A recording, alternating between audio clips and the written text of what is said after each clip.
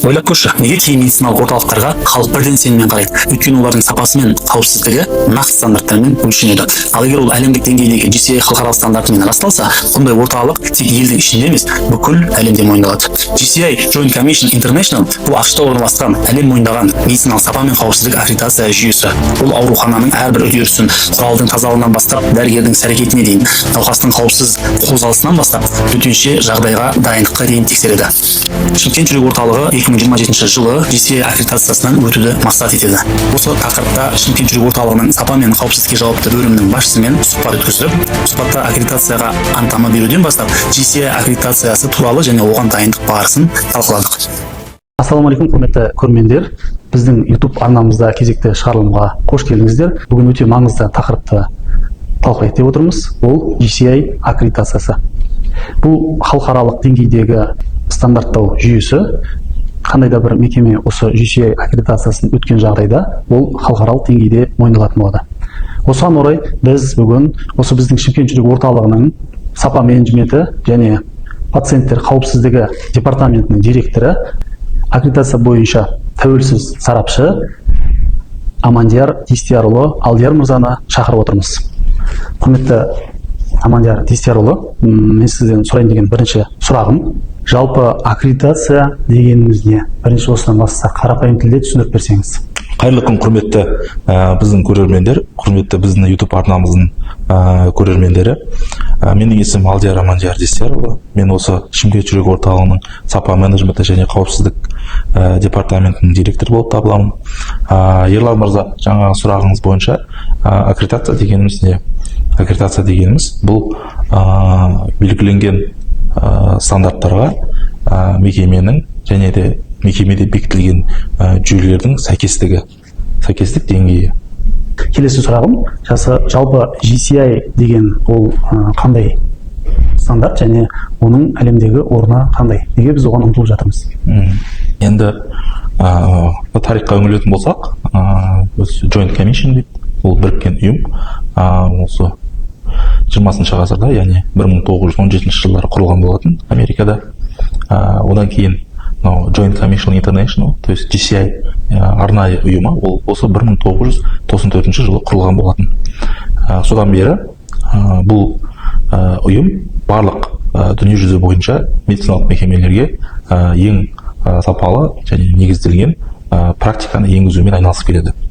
GCI аккредитациясы, яғни бұл халықаралық аккредитация болып табылады, халықаралық бекітілген стандарттарға медициналық мекеменің сәйкес деңгейі, былайша айтқанда.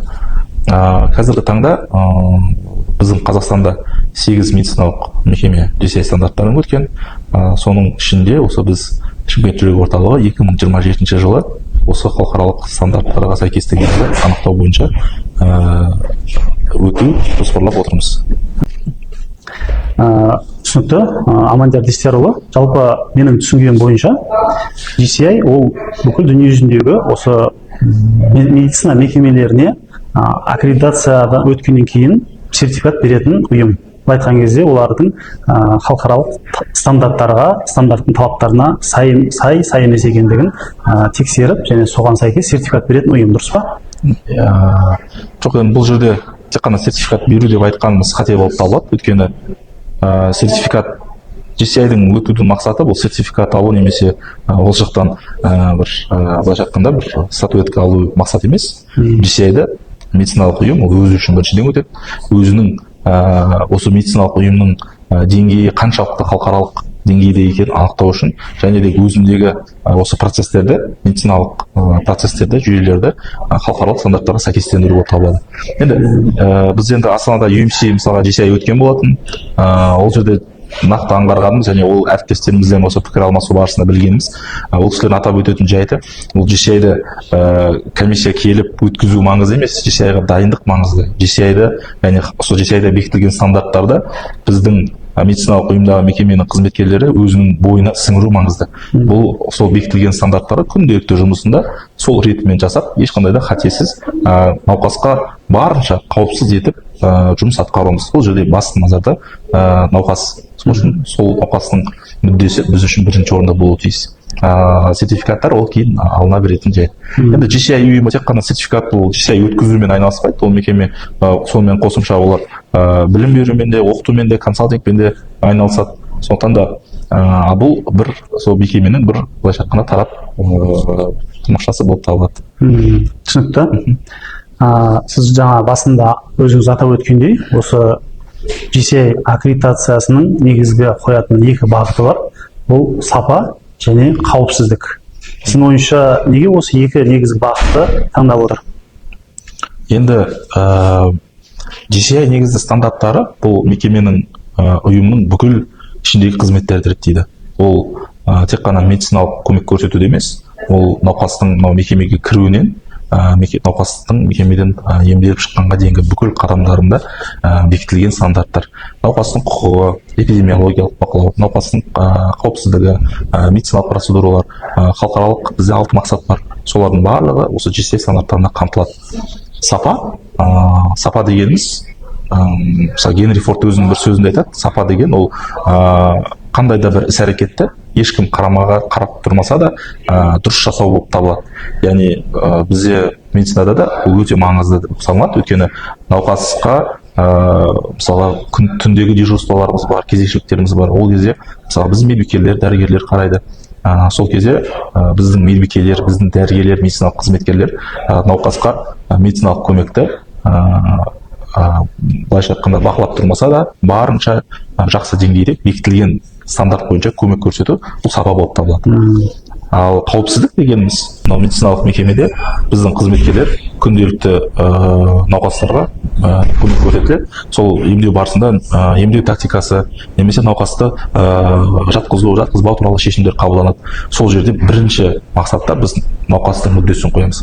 Қаншалықты науқасқа қауіпсіз, қаншалықты науқасқа денсаулығына ол пайдалы, тиімді деген оймен біз науқасқа медициналық көмек көрсетеміз. Сондықтан да осы қауіпсіздік дегеніміз сол.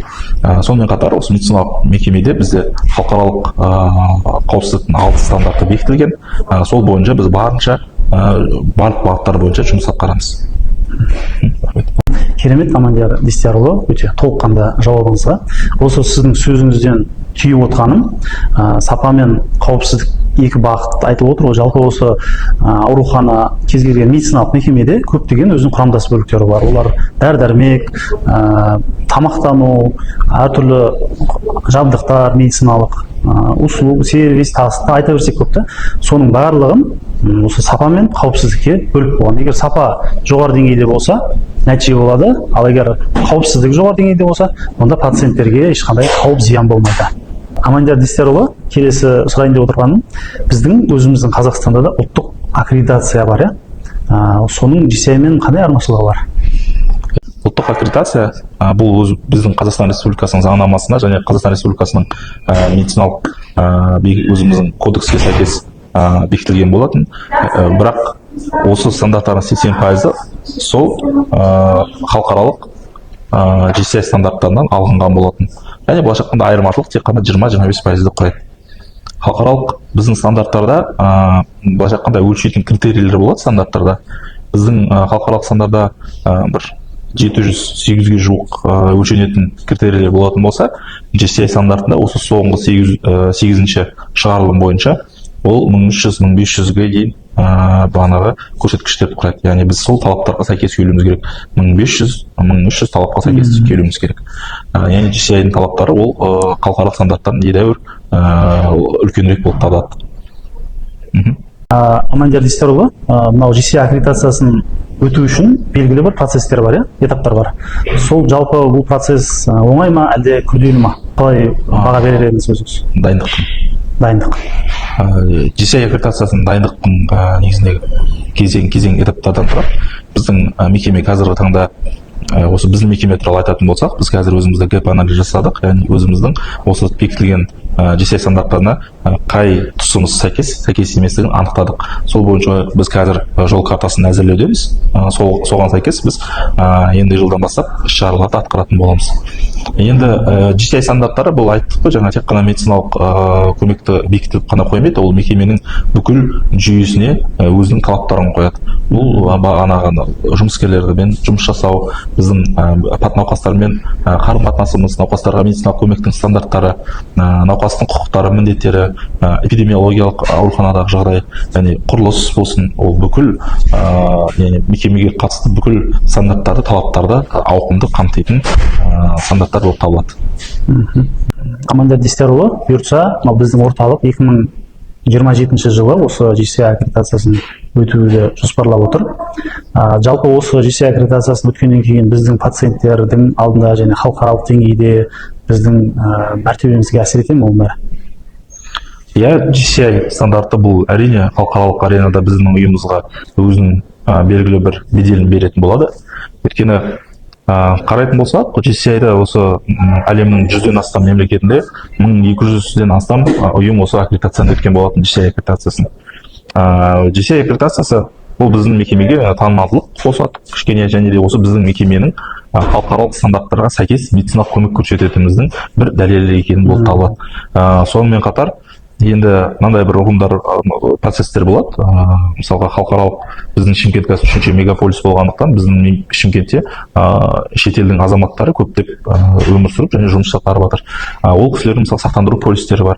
Сақтандыру полис, мысалы біздің мекемеге жүгінген науқасқа сол мемлекеттің сақтандыру полисі былайша айтқанда сол кісінің медициналық шығындарын өтеп береді.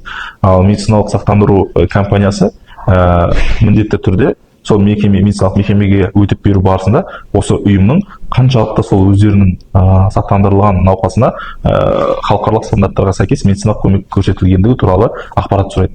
Сол жерде егер де GCI стандарттары болатын болса, ол мекемелерде былайша айтқанда сұрақ туындамайды.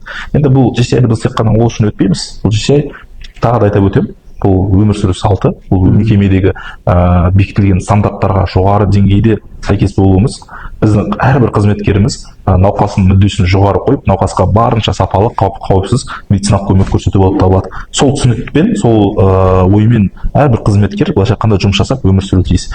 Соған сәйкес, соған біз жүретін болсақ, әрқашанда біз GCI стандарттарына сәйкес болып табыламыз. Керемет. Аманжан Дестерұлы, енді жалпы осы сұхбатымызды қорытындылайық, және қорытынды мынандай сұрағым болып тұр. Осы GCI аккредитациясын дайындық барысында қандай біздің топ 3 негізгі бағытымызды айтар едіңіз? GCI-ға дайындық барысында қазір біздің мекемеде мысалы айтқанда күрделі жөндеу жұмыстары жүргізіліп жатыр. Сонымен қатар бізде мынау госпитальды фармация бөлімі ашылып, науқастарға дәрі-дәрмекті бір жерден шоғырландырып тарату жүйесі іске қосылды. Яғни ол дегеніміз барынша мынадай қауіп-қатердің, яғни дәрілердің алмасу, дәрілердің қате дозировкасының алдын алу болып табылады. Сонымен қатар бізде инциденттерді басқару жүйесі іске енгізілді. Сонымен қатар біздің басшылықтың қазір қолға алып жатқан бастамалардың бірі осы соңғы жылы бізде барынша науқастарға қолайлы болу үшін, қызметтерді жүйеге алу үшін бізде департаменттер, яғни бөлімшелер ашылды. Өзіңіз білесіз, жаңа біздің сапа менеджменті және қауіпсіздік бөлімі, білім мен ғылым департаменті және маркетинг департаменті және госпитальды сервис департаменті ашылып, яғни олар өз қызметінде біздің науқастарға осы біздегі стандарттарды, сапаны арттыру үшін барлығы жұмыс жасап жатыр. Осының барлығын мен айта алар едім, осы біздің мекеменің басты дайындықтарының бірі және өзгеруге алып келетін үлкен бір қадамдары деп санаймыз. Құрметті біздің көрермендер, құрметті біздің Шымкент жүрек орталығына келушілер, осы біздің сапа менеджменті және науқастардың қауіпсіздік департаменті сіздердің барлық сұрақтарыңыз бойынша, сіздерге барлық медициналық көмекті қауіпсіз және сапалы көрсету бойынша бүкіл сұрақтарыңызбен біздің департаментке хабарлассаңыздар болады. Біздің әрбір этажда қабатта сенім телефондары орнатылған, сонымен қатар сенім жәшіктері орнатылған. Сол арқылы бізге тікелей хабарласып, өзіңізге керекті немесе мазалап жүрген, немесе бізге деген пікір қалдырғыңыз келіп, немесе біздің бір осал тұстарыңыз болатын болса, айтып хабарлассаңыздар болады. Біз ол бойынша барлық жұмыстарды атқарып, біздің өзіміздің сіздерге көрсететін қызметтердің деңгейін жоғарылатуға барынша атсалысамыз. Рахмет. Құрметті көрермендер, құрметті достар, мінекей осындай қысқа нұсқа, бірақ өте ақпараты мол сұхбаттан түйгеніміз және Амандияр Дестерұлының сөздерінен түйгеніміз, ол GCI аккредитациясын өту, ол тек қана қағаз алу, сертификат алумен шектелмейді. Ол пациенттердің сапалы өмірі мен қауіпсіздігін қамтамасыз ететін толыққанды жүйе екен. Біздің каналымызға тіркеліп қойыңыздар, алдағы уақытта әлі өте маңызды, қызықты тақырыптармен сіздермен бөлісетін боламыз.